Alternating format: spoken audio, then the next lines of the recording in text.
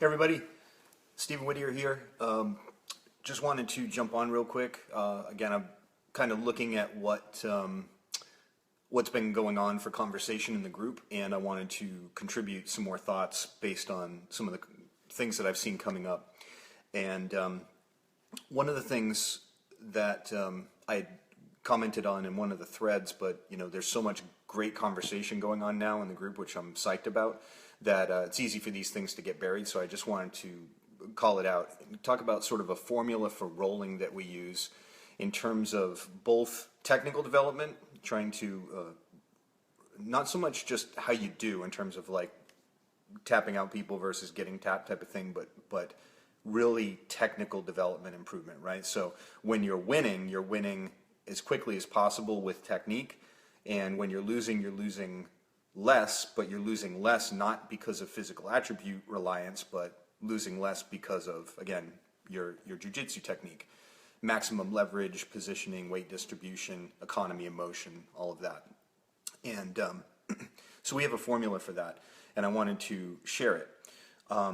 So there's a few rules that if you follow and you make it a habit, you will find that you don't gas out in the first 3 minutes, so you're hell on wheels for maybe 2 or 3 minutes, and then you find that you're just dying, you're losing it, because that's one of the things that's come up as being really common. And if you ever feel that you're having that happen, you're not the only one.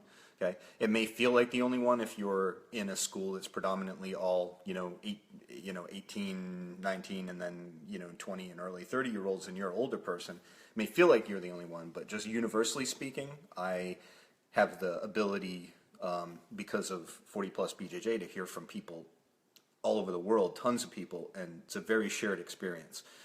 So don't get discouraged, but there are ways to kind of hack that, and if you're willing to do it, you can use this formula I'm going to describe to assist, and it won't come necessarily right overnight, but it will come for you, and your rolling will improve, and you will be able to roll for a long period of time, even if you're not in CrossFit shape or something like that. And this also, again, directly ties in with injury prevention, which is the other big thing that we hear over and over again in the group.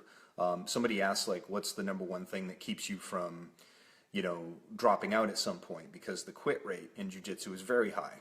Obviously, the technical standards can easily take people 10, 12 years or more to get a black belt, even with pretty consistent effort. So that has something to do with it. But basically what kind of came up was injuries and ego. And that's what I'm going to talk about today as well. So number one, formula for improving your rolling and staying healthy simultaneously. And number two, kind of talk about the role of the ego in that and sort of what that actually means. Because we've all heard, like, leave your ego at the door. There's a meme that's I like, which is your ego's not your amigo. But you never strip your ego 100%. It's not possible, because your ego is you. I mean, we're walking around as a human subject, and so it's not something that it's really divisible, right? It's what we mean by ego that we need to define. So let's get first to the rolling formula. In SBG, which is the martial arts organization I belong to, this goes beyond just jiu-jitsu, but there's a thing for jiu-jitsu that we talk about, but I do the same when it comes to striking arts, for example. But we call it advanced rolling, and this is basically the formula. So there's a few rules. If you follow these, you will notice very quickly that you'll see a positive change in your game. Rule number one is all about physical efficiency, so physical energy efficiency, okay?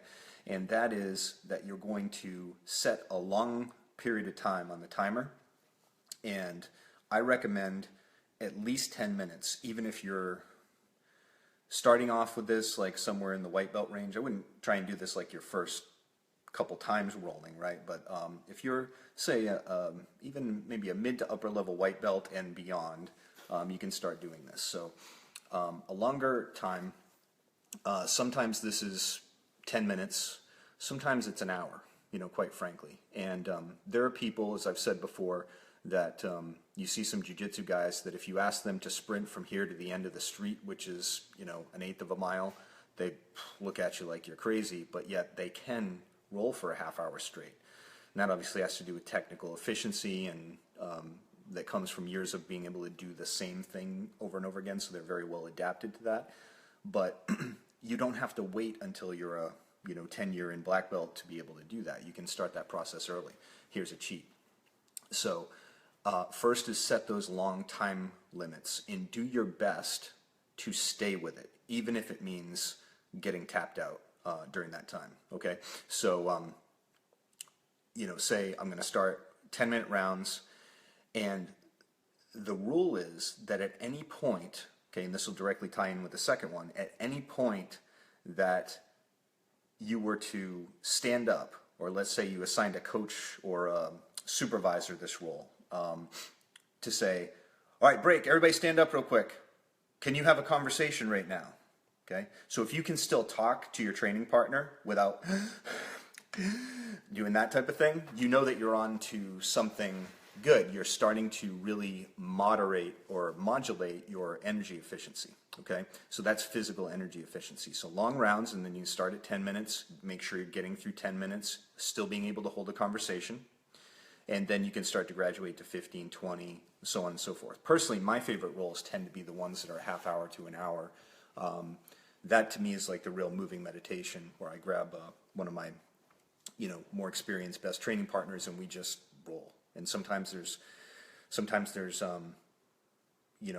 lots of submissions that go on during that time. Sometimes there can be little positional nuanced battles that go on for 10 minutes at a time, just on sort of one thing, like real subtleties. But that's where I really get lost in the jiu-jitsu. Those are my favorite personally, and they do wonders for my game. So building up to that. All right, so that was rule number one. Rule number two has to do with technical efficiency. And obviously that's not totally distinct from physical efficiency. They go hand in hand.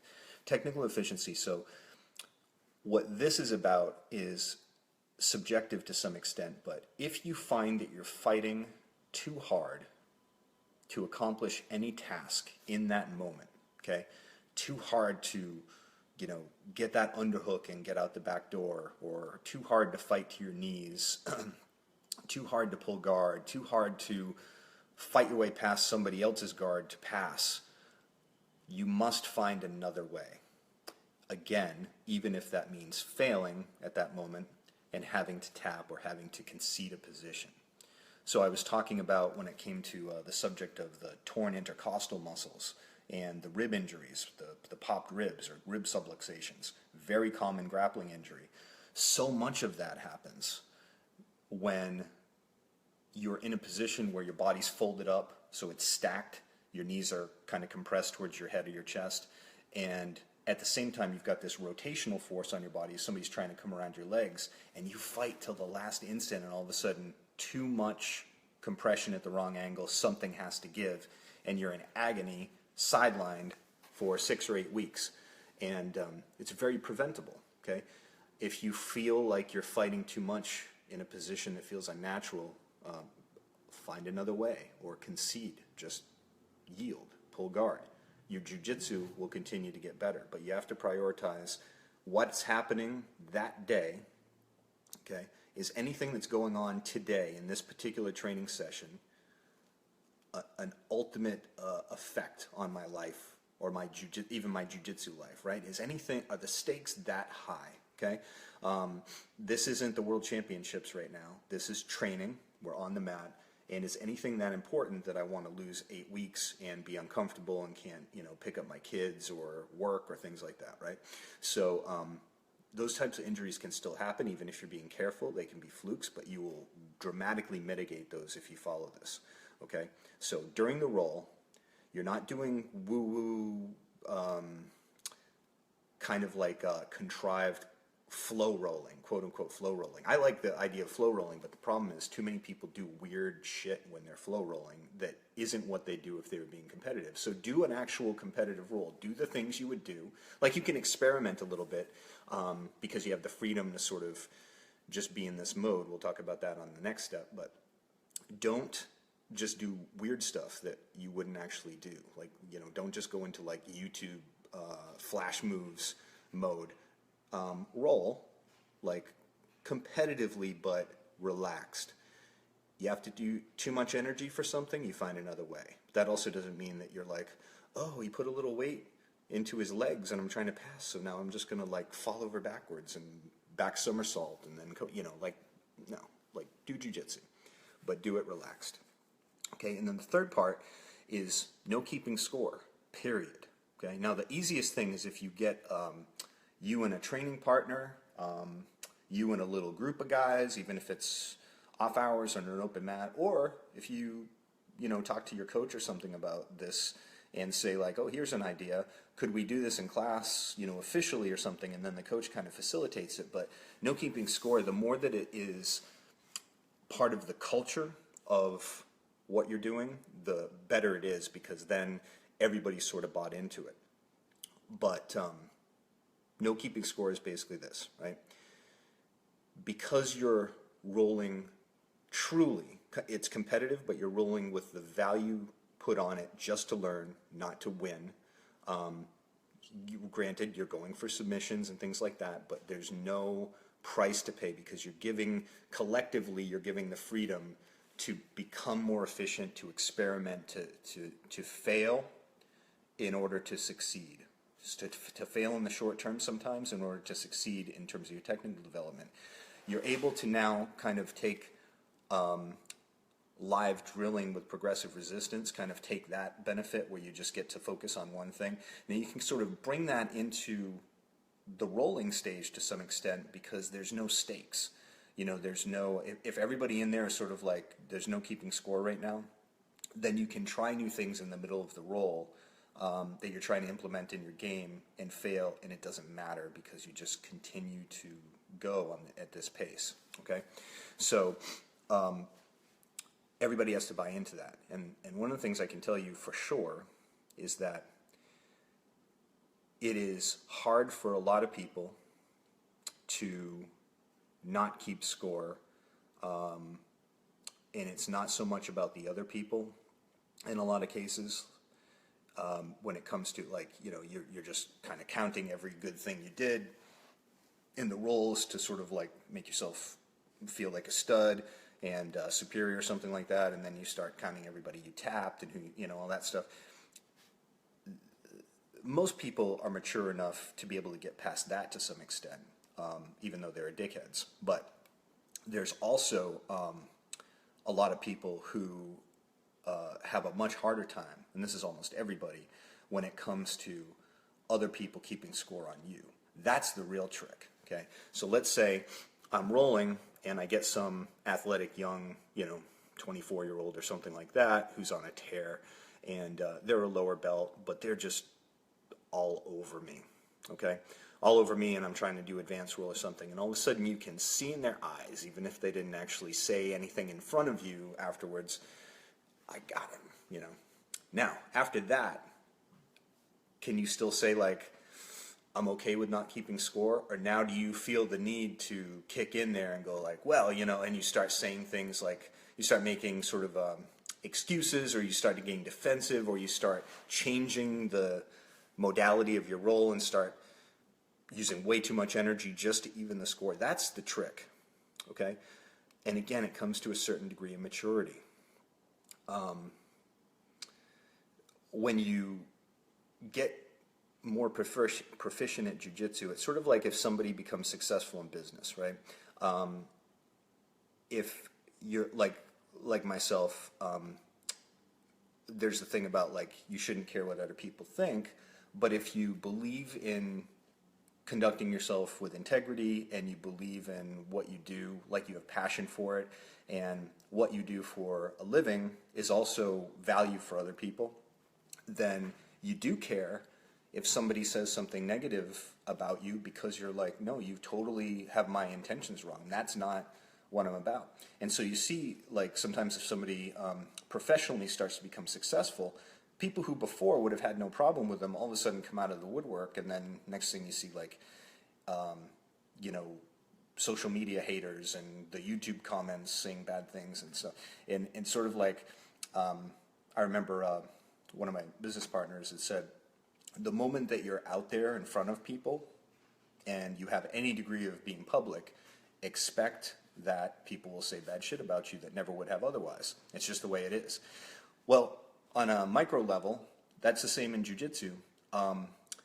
Once you start to immerse yourself in it, okay, and you start to strip away your own ego and things like that, you know, there are always going to be people that aren't buying into the same mindset you are. And the trick isn't your mindset as it relates to you directly. It's your mindset as it relates to you when you see them keeping score and starting to think that they have something on you, or start, like, you know, they're going into the locker room and saying, oh yeah, you know, my senior student or my coach or whatever, I tooled on him today, like, just between us. And then I'll go tell the next person, right? Because it's not actually just between us. And are you still able to rise above that and say, you know what, keep score if you will, but I'm not going to remember this day 5 years from now. You're not even probably going to remember this day 5 years from now. No, you're just so in love with your little success on this one day. But what I'm doing by training with this formula we're talking about, the advanced rolling formula, is I'm putting a deposit in my jiu-jitsu bank account every single day, and I'm building equity, as opposed to making one move today and celebrating, but it does nothing for me long term. Okay, so hopefully that's kind of helpful. And then I don't want to go too long today, but the other thing is, as it pertains to what I'd call like a strong ego. Okay, so because that last one has to do with ego, right? So as I mentioned at the beginning, this doesn't have, there's no way for us to completely strip out ego, right? We all have it. But when I talk about strong ego, it doesn't mean big ego. What I mean is strong ego is exactly what I just talked about. The stronger your ego is, the more that you will yield, and the more emphasis you place on what is true in terms of objective reality than what you want it to be. Okay, you are what you are. You put in effort. You put in sincere work. Let the truth be enough. So this can be a huge relief for you once you grasp it. And honestly, you know, total disclosure, like, this is a continuous process that we go through. I am light years ahead now as a person who's been over 10 years as a black belt than I was before, even though I understood this when I was a brown belt, right? But I'm just further along. I've let go more and more, and I'm able now to pass that on to other people. And I've noticed that a lot of my friends who are good coaches who have the same mindset. Oh, Adam Singer just joined. He's one of them. Adam Singer, by the way, is in the group, one of my favorite human beings, and coach of 2 MMA world champions, and he's my special boy. So, Adam would, you know, be representative of what I'm talking to, like people who are able to do this, and the more that we're able to pass on this kind of mentality, the more mature our athletes become. Earlier stages. They don't have to, you know, train for 20 years. They kind of grow up in this environment where you're encouraged to be able to, you know, to fail and not just default to your A game and things like that. So strong ego is one that doesn't feel the need to keep score. Now, you might keep score on your progress, like how you're doing with people, only to the effect that it's a reflection on your technical improvement. But it never has to do with like a value system of you versus somebody else. If you trained with an Adam Singer, for instance, and he did a great job coaching you, which he would, and then you get to a point where you're competitive with him as a competitive purple belt, putting in tons of mat time, and then you get something on him in training, the dumbest thing you can do is think that now you've ticked the contribution or value that Adam Singer could continue to give you off the list because you got the better of him during a training session or two, right? That's stupid. That's a terrible mindset. And I see that with some people. And I mentioned like success in business, you know, and putting that equity in there, like it's very, very similar. Like you don't, like I see people who become really successful. And let me put it this way. People become really successful, and typically they're the same people they were before. Maybe they have had to make some personal changes to become successful, so they value their time more. and there would be some people around them who'd be like, wait a second, you're not as available to me. Who do you think you are? But the thing is, if you treat people with the same degree of sincerity and consideration, then, you're the same person who maybe just has more disposable income or something like that, right? So the money doesn't necessarily change you, but people may perceive that based on envy. Well, it's the same thing with jiu-jitsu. A lot of people think that because we train in a live art where you have to fail, that everybody by virtue of doing that grows as a human being. But let's be honest. If you look around, we've all met some people who become very proficient jiu-jitsu black belts who are complete dickheads. And the whole thing, yes, they put in the time. Yes, they love the art. Why do they love the art, though? Because it's just reinforcing the edifice of their personal ego. It's narcissist driven. And so, just training in a live art is a great way to boost what I call the strong ego, the more yielding ego, the eroding of the pride-based ego into something better. But it doesn't necessarily guarantee that. It has to do with who you are as a person, who you want to be. And what I'm trying to get to right now is so much of everything we're talking about, the symptoms like injuries and longevity and sticking with it long term, have to do with eroding the ego into a strong ego. And we think of those as, we think of the symptoms, but what's the root cause, okay? And so a few things. Avoid keeping score. When you have people in the gym who are a threat to you, as long as they're not going to physically injure you, right? That's one thing you may want to actually avoid them, especially as you get older. You've got some people that have a propensity for injuring, older guys who are beat up with have injuries or something. That's legit, but be honest about it. Otherwise, don't avoid people. The people who give you the hardest time, go roll with them more. Solve those problems until the point that it's not a problem anymore, okay? Be willing to lose until you start to lose less, even the score, eventually win, so on and so forth, okay? Don't do things like be in a roll with somebody and fake an injury because you're about to cardio tap, okay? First of all, try to fight through, unless, again, something physical, like I feel like I might have a heart attack or I'm having a full-blown anxiety attack or something, your health is the most important. But try and fight through if it's just uncomfortable in terms of I'm breathing hard and I feel tensing up. Relax, regain control of your breath, tap if you need to. There's another, that's what the tap is for, is there's another round here, right? There's more, there's the ability to say, okay, you got me, but I'm not dead. I can keep going. Great job on your part for getting that. Now give me a second and we'll keep going. But if you need to tap, great. But don't cardio tap unless you absolutely have to. But if you do need to cardio tap because you literally just collapse, once in a while I do it too. I'll actually tap my partner and say, "Oh, I'm dead. Got me. Got to take a break." Okay. You won based on the fact that I had to, default, okay? I had to do it recently because I had this respiratory infection, okay? So I was just glad to be on the mat rolling. I don't care. Like, I got, a good half hour rolling in, and then at some point, but I'm not going to do that. I'm not going to cardio tap right as somebody's about to take my back, right as somebody's about to sink in a choke, right? Typically, I try and do it when I regain a clear position of, say, neutrality or something, and I'll say, okay, you got me. Okay, my lungs are searing. I'm going to collapse. Need a break. I do that very, very seldom because I try and keep the rule true.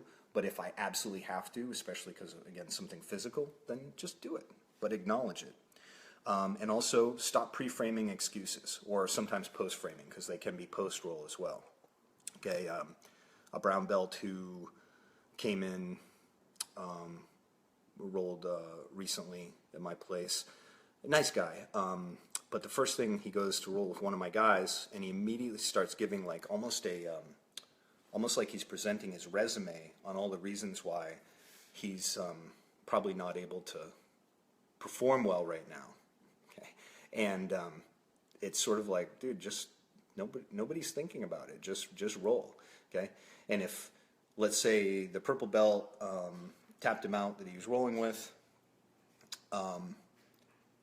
Again, we're not keeping score, so why are you? You know, it might just be like, oh, you know, that guy was good and I managed to do a good job or whatever, but nobody's like thinking that's the ultimate experience today, you know, judging you for the rest of your life based on that. And then another thing, we had a tournament, okay, so this would be like a post frame, a tournament where a black belt that I know was rolling with, competing, one of my purple belts are in the same division. Black belt was better, he won. But the degree of dishonesty there was fascinating. And again, I know both athletes well, not just my students, so I know the other guy. And hearing this conversation sort of off to the side afterwards and saying, like, oh, I could have tapped that guy out any time I wanted to. Well, sorry, I was sitting right there because I was coaching. I saw the dynamic. I saw the eyes, okay, a couple times when he thought he really had it. He was trying really hard to submit my student. My student presented great defense, even though he was absolutely on the defensive. It was completely dishonest, okay? And then what you see is this sort of shift, like the eyes get really hungry, going really hard, and then all of a sudden, oh, I know I'm not going to get this. So all of a sudden you see like this kind of, now I'm going to look off to the side, like it's no big deal, it's all lackadaisical, and it's just, you know, again, the person's a black belt, but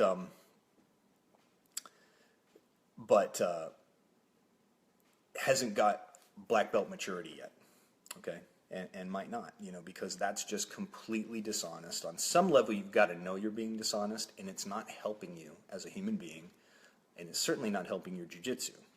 The hours you're putting on the mat and all the effort and stuff will help your jiu-jitsu, but ultimately, you're going to be in love with how jiu-jitsu makes you seem to other people, and it will be tied in so much to your identity rather than the benefits of the art, if that makes sense, okay? So I'm not going to keep going. I think everybody gets the point. Hopefully that's valuable to you, and if you're a white belt, a blue belt, a purple belt, what have you, start thinking of these things as early as possible. It will benefit you in your quest to have longevity in your training experience and in the ancillary benefits of what martial arts does for you in your life. And if you're an upper belt who maybe realizes through some reflection that these things are an issue for you, that you have done some of these things or do some of these things, then just take a look at it and say, okay, but today is a new day, and I'm going to make a conscious effort to let go of these things and not do them anymore. I'm going to make an effort to be honest and to let the truth of what happens in training be good enough for me, and I will continue to put deposits into the equity account of long-term benefit versus just what my ego is telling me today, okay? So anyway, love the growth and the conversation going on in the community, and I'll talk to everybody soon.